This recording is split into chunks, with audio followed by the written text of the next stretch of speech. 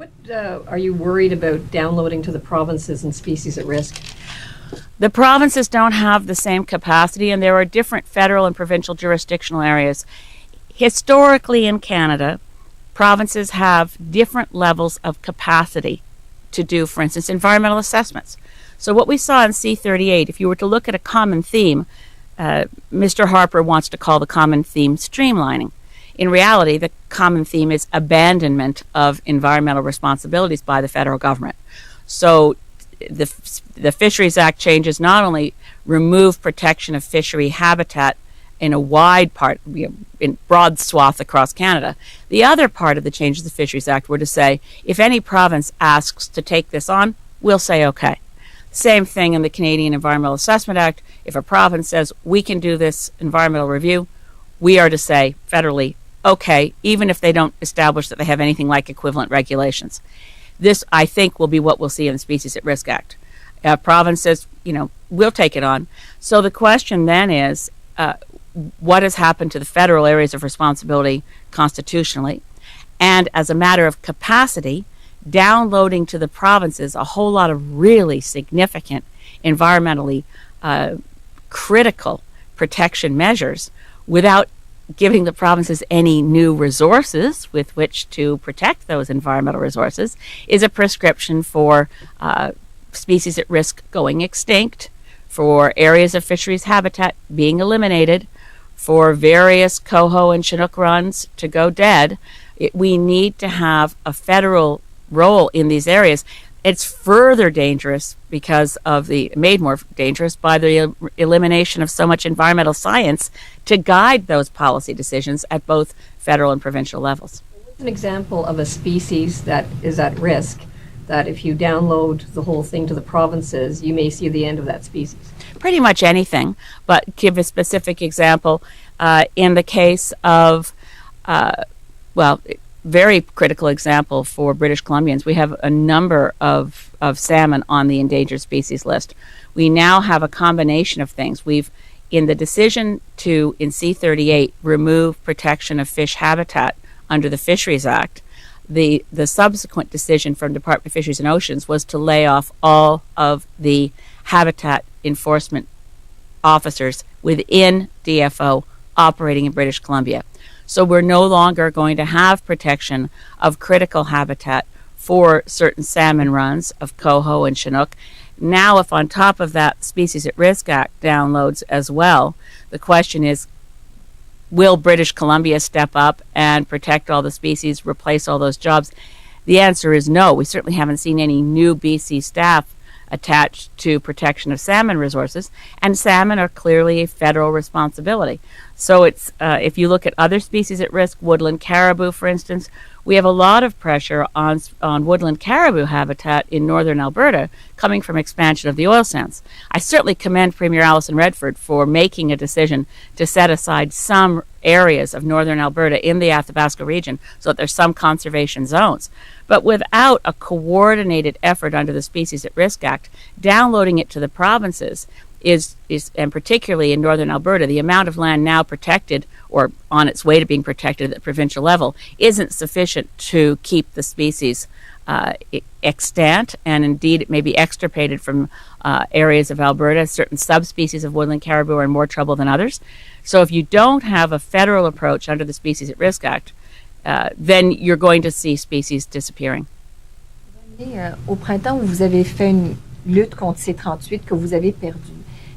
Je me demande aujourd'hui, quand vous regardez des choses sur lesquelles ils ne voudront pas revenir, c'est déjà fait, c'est fini. C'est quoi les nouveaux risques, c'est quoi les nouveaux dangers que vous dites qui s'en viennent cet automne? Oui, parce que à ce moment, évidemment, personne a lu le projet de loi Omnibus 2 de l'automne. Pour moi-même, on doit lire le projet de loi Omnibus pour l'automne avant de faire une décision, oui ou non. Mais j'ai beaucoup d'inquiétudes parce que ce n'est pas le bon processus et ce n'est pas démocratique, évidemment, d'avoir plus de 400 pages de changements fondamentaux des lois pour Canada dans C-38. Et s'il y a une autre loi, et je crois que c'est peut-être 800 pages. Alors, qu'est-ce qu'on peut faire avec 800 pages comme un seul projet de loi? J'ai beaucoup d'inquiétudes et je pense qu'encore, on doit faire une lutte fondamentale pour arrêter cet effort. Mais on doit lire le projet de loi. Ce n'est pas à ce moment devant le Parlement. D'un point de vue environnemental, Oui. quel mal est-ce qu'ils peuvent encore faire qu'ils n'auraient oui. pas déjà fait? Oui, il y a beaucoup de mal maintenant parce que nous avons les changements, les coûts des équipes dans les parcs nationaux, par exemple. Et ce n'est pas à ce moment possible de faire une réponse contre les feux dans les parcs nationaux, dans beaucoup de parcs, pas absolument chaque parc national, mais j'ai les rapports pour beaucoup des parcs nationaux, en particulièrement dans ma circonscription, le parc de l'île de Golfe. C'est pas possible cet été d'avoir une équipe contre les feux de parc national et il reste avec les petits groupes bénévoles locaux pour faire une lutte contre les feux dans le parc national en île de Saturne, par exemple. Et aussi, il manque l'équipe scientifique pour montrer les changements pour protéger l'intégrité écologique dans les parcs nationaux. Puis, il y a aussi les nouvelles responsabilités pour les gens dans les parcs par les park wardens.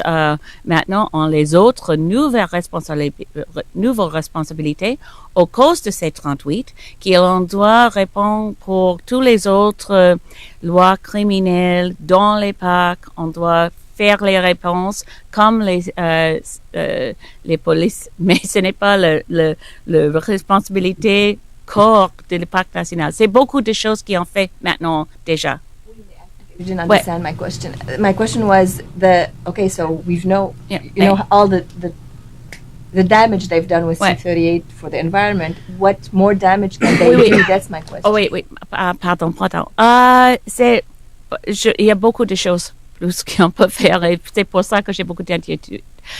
Par exemple, pour la loi pour protéger les espèces en train d'extinction, M. Kent a déjà parlé qu'il y a les changements et dans les choses que il y a peut-être des rumeurs au sujet de la loi pour protéger les espèces, la loi Sarah.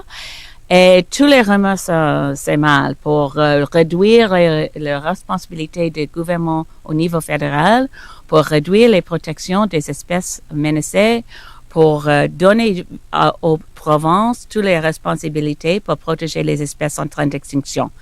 Et il y a aussi les autres choses que je pense que ce sera dans les omnibus projet de loi 2. C'est pour réduire les protections pour les lots au Canada dans la loi de la protection des lots de navigation. Je ne suis pas les mots en français, mais Navigable Waters Protection Act. Je suis certain que dans le projet de loi omnibus de l'OTAN, il sera les changements mauvais pour ce projet de loi pour éliminer le rôle du gouvernement fédéral pour beaucoup des lots et des rivières, des fleuves du Canada.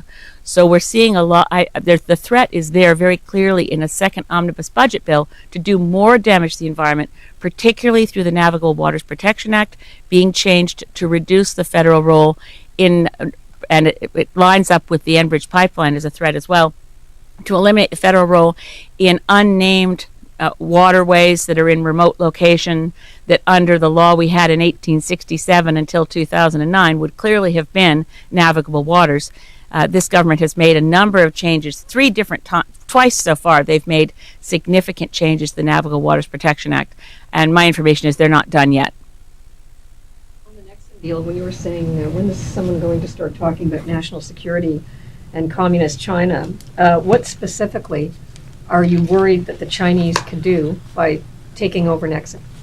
Well, I think the fact that the chairman of the corporation in question, Saanich, speaking to his employees and Communist Party superiors, explained that ambitions abroad are a strategic weapon. should make someone ask some questions about national security.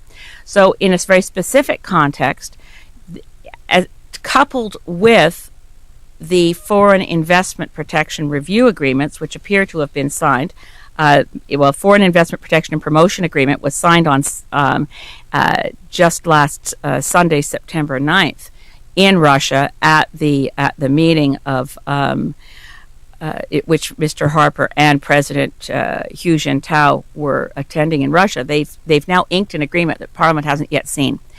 If it is as reported, the same as other foreign investment protection agreements that Canada has signed, if it is modeled on Chapter 11 of NAFTA, we then have a situation in which a company completely owned by China, and for that matter, whenever we sign one of these agreements, we've certainly all the companies owned in the U.S. can already do this, but the companies owned in the U.S. are private sector entities.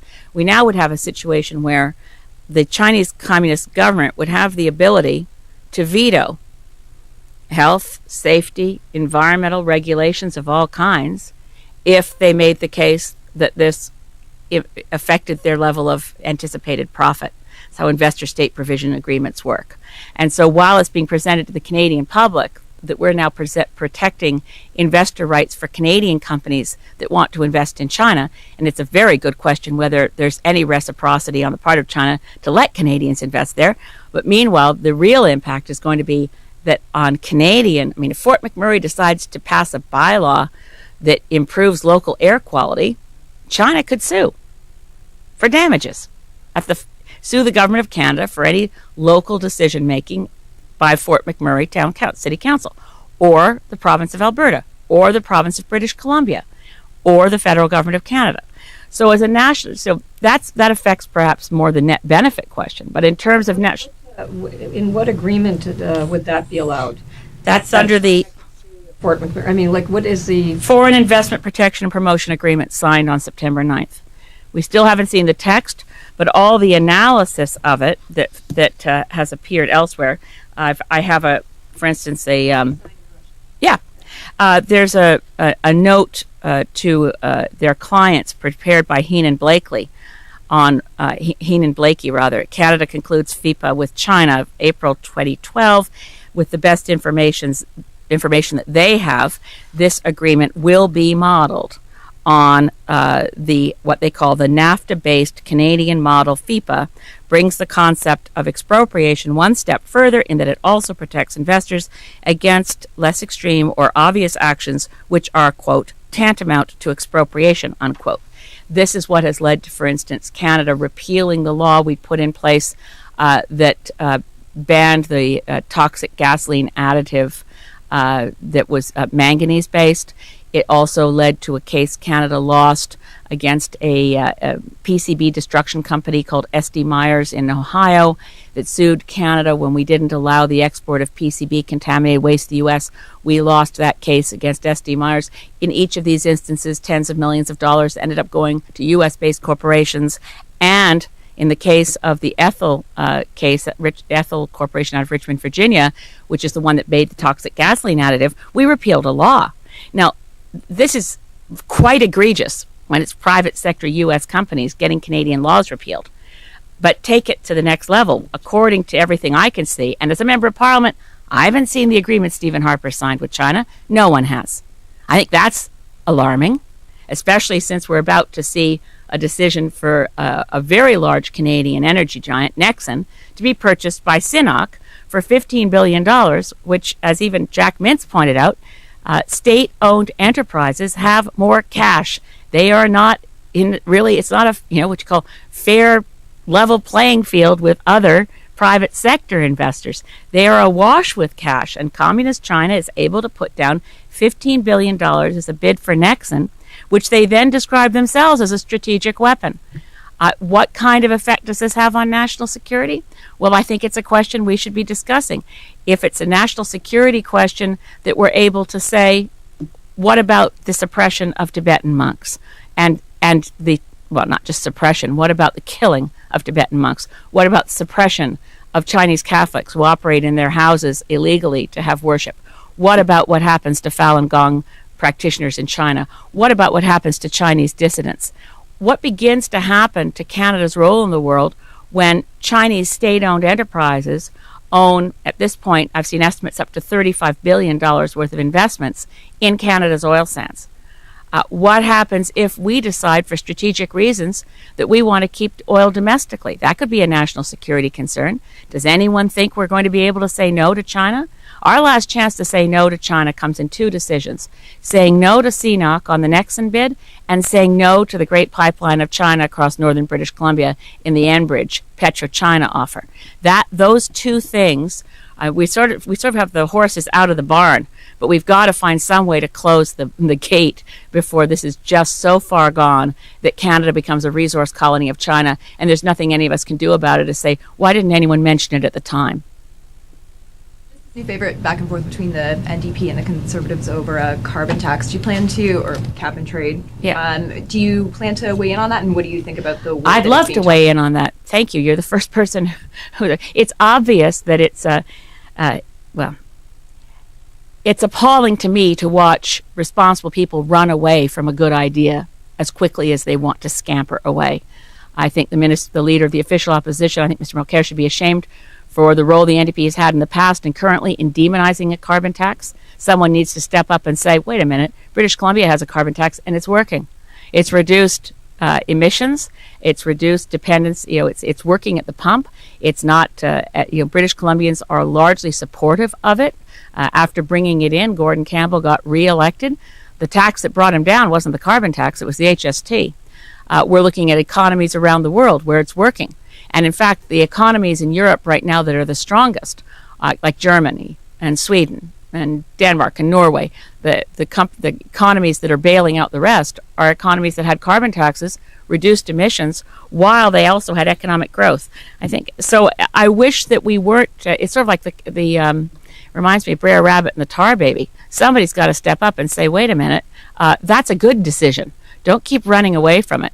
And of course, it's completely dishonest for the Conservatives to claim that they never supported a cap and trade regime. Jim Prentice introduced one. When he was Environment Minister, the Conservatives wanted cap and trade. Cap and trade is, after all, something that was designed by George Bush and the free market Republicans as a way of putting a price on carbon without using a carbon tax. Cap and trade is something that comes from a free market thinking. But the reality of putting a price on carbon is that every knowledgeable expert, everyone in the world recognizes, who's looking at the climate crisis, that the first step is to put a price on carbon. You can do it two ways. You can do it through cap and trade, or you can do it through a carbon tax. Both have the effect of making fossil fuel-based energy sources cost more. And the purpose of that is to drive more development in renewables. We have to get rid of the subsidies to fossil fuels. That's, point A, get rid of subsidies and put a price on carbon. If you look at the International Energy Agency reports, they're pleading with every government around the world to put a price on carbon. We're one of the only countries that hasn't done it, along with the U.S. So if we don't, we're going to find our exports and our energy products getting a tariff on top of whatever else it costs to buy our products, because other countries are going to want to internalize the carbon cost that we haven't. So if we don't take steps to put a price on carbon, we're both ignoring the climate crisis and putting our exports at risk. And the fact that Mr. Mulcair and Mr. Van Loan are running in circles attacking each other, and Mr. Harper over who promoted a carbon tax and who didn't, it's really clear. The Green Party of Canada is the only party right now brave enough to stand up and say, it works. Hello. It can be designed in such a way that the average Canadian has less tax burden than they had before, because it's all about shifting the taxes away from income and profits and putting it on pollution, so that both individual corporations and individual consumers can make choices that reduce the amount they pay in carbon taxes by shifting away from carbon to more green energy choices. And frankly, right now, the Greens are supporting what's called a tax and dividend, which means that every Canadian would actually get a dividend from carbon pricing, and that would be an absolute wash in terms of the average Canadian household, would not cost people more. But if we don't have a discussion about how to make it work, if they're so busy pointing fingers and running away from action on climate change, in the summer, within weeks of when we have an all-time low level of ice covering the Canadian Arctic, the best we get from the so-called leadership of the Conservatives and the NDP is to run away from a good idea. I find it absolutely shocking. Can I just ask you if you're planning to, on the omnibus bill, if you don't like the contents, would you do what you did last time? Of course. It's my responsibility as both leader of the Green Party and as an individual member of Parliament to represent my constituents. And my constituents, I just finished a round of town hall meetings in every part of my riding. And I have complete support. It's, at least in terms of people showing, it's hard to say complete support of everyone in a riding. But their number one issue in my community is to stop the Enbridge project, protect our coastline from supertankers. And I had enormous amounts of local support and gratitude for the fight we put up on C-38. If I don't like the contents of the next omnibus budget bill, they haven't seen anything yet. They think 330 amendments was a lot. Well, we will take whatever steps are necessary to put up the kind of fight that Canadians expect to protect things like navigable waters, other environmental laws. If I like it, obviously, we won't put forward any kind of fight at all. We have to read it and see. So you thought 330 amendments were a lot? You can up that? Well, if our amendments were directly related to the length of the bill and the passages that needed fixing. So a 425-page bill led to 330 amendments. If they've actually got an 800-page bill and it has egregious sections that we need to fix, that, of course, will mean more amendments. It depends. We have to read it, obviously. But if it's as bad as I think it may be, yes, of course, we'll bring forward everything we're allowed to do under the rules of parliamentary procedure. That's my obligation as a member of Parliament. Thank you so much. Merci beaucoup.